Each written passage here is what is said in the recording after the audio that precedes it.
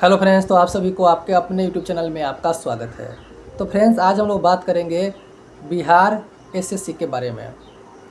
क्योंकि फ्रेंड्स, जैसा आपको पता है कि बिहार इंटर लेवल और जो बिहार एसएससी ग्रेजुएट लेवल है, और उसके साथ साथ एक और एग्ज़ाम है बिहार परिचारी और बीएसओ का। अब ये सारे एग्ज़ाम फ्रेंड्स बिहार एसएससी के द्वारा कराना है। और रही बात ये कि जो बिहार एसएससी इंटर लेवल वाली है, इसकी जो फॉर्म भराने की जो डेट थी फ्रेंड्स 2023 में था। 2023 से फॉर्म भराया और ये लगातार 2 साल तक बार बार मौका देने के नाम पर 2025 तक ये फॉर्म भरवाता है और ये चलती रहती है। और अभी 2026 के जुलाई मंथ चल रहा है, लगभग 3.5 साल से ज़्यादा टाइम हो चुका है।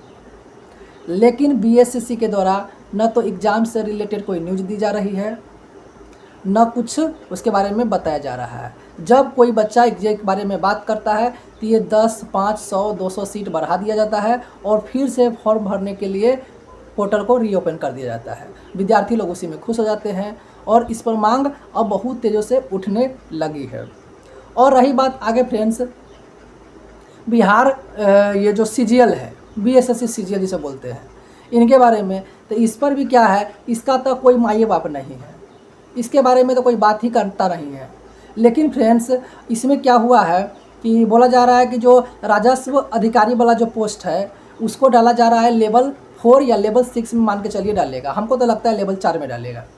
अब उसमें क्या है कि वो जो लेवल 4 का पोस्ट होगा तो उसको वहाँ से इंटर लेवल से हटा करके उसको डाल दिया जाएगा लेवल 6 में, अर्थात बीएसएससी सीजीएल में। लगा उधर के 7 से 8 हज़ार वो पोस्ट है और 3 से 4 हज़ार सीट इधर पहले से बहाली के लिए फॉर्म भराया है।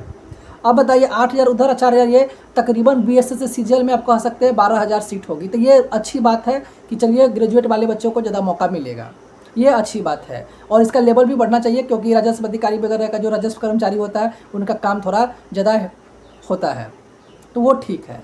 लेकिन जब फॉर्म भरे हुए आपका 3.5 साल 4 साल हो गए हैं तो आप एग्ज़ाम कब लीजिएगा?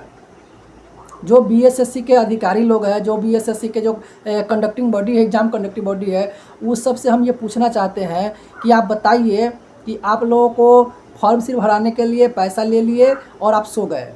विद्यार्थी के जीवन से आपको कोई मतलब नहीं है, एग्ज़ाम कब कराना इससे आपको कोई माने मतलब नहीं है। सिर्फ और सिर्फ आप लोगों को है फॉर्म पे फॉर्म भरवाते जाना है।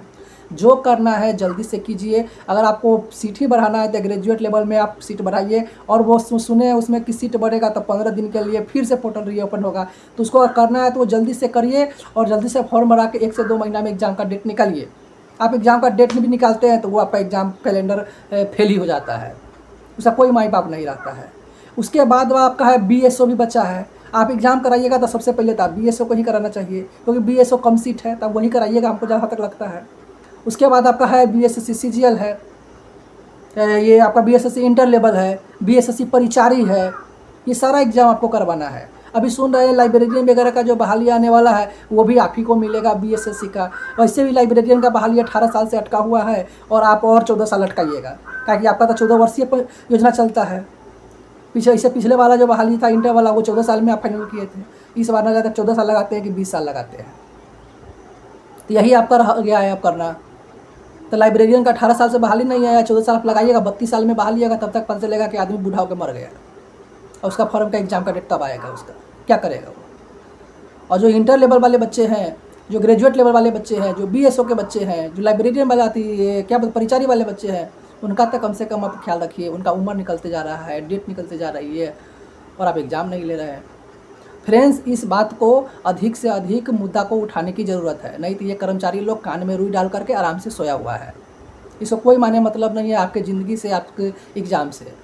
जब इस लोगों को सोया हुआ है, जब इन लोगों को पता चलेगा कि एग्ज़ाम भी लेना है तो फटाक से उठेंगे कभी 4 से 5 साल के बाद और आराम से कहेंगे ठीक है 10 दिन में एग्ज़ाम निकाल देंगे, एग्ज़ाम ले लेंगे और उसके बाद फिर एग्ज़ाम लेंगे और फिर अब रिजल्ट के लिए प्रोटेस्ट करते रहिए।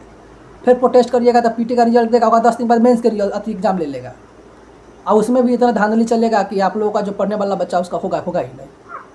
अब यही रह गया है बिहार में। पहले फॉर्म भरवाने, पहले वैकेंसी के लिए प्रोटेस्ट करो, फिर वैकेंसी में जो उसका साथी क्या बोलते हैं उसको, जो पोर्टल होता है वो सही से काम नहीं करे, सर्वर सही से नहीं काम करे, तो उसको डेट बढ़ाने के लिए प्रोटेस्ट करो, फिर एग्ज़ाम के लिए प्रोटेस्ट करो, फिर रिजल्ट आए तो रिजल्ट में गड़बड़ी उसके लिए सही करने के लिए प्रोटेस्ट करो, और जब जो लास्ट में पता चलेगा कि जो सीट था उसमें से 40% सीट बिक गया, यही रह गया है अब। तो चलिए फ्रेंड्स, उम्मीद करते हैं ये छोटा सा वीडियो आप लोग को अच्छा लगा होगा। इस पे बात उठाइए, आगे से इस वीडियो को अधिक से अधिक लोगों तक पहुंचाइए ताकि सभी लोग इस पे बात कर सकें। चलिए मिलते हैं किसी नेक्स्ट वीडियो में, तब तक के लिए जय Hind, Vande Mataram, love you to all.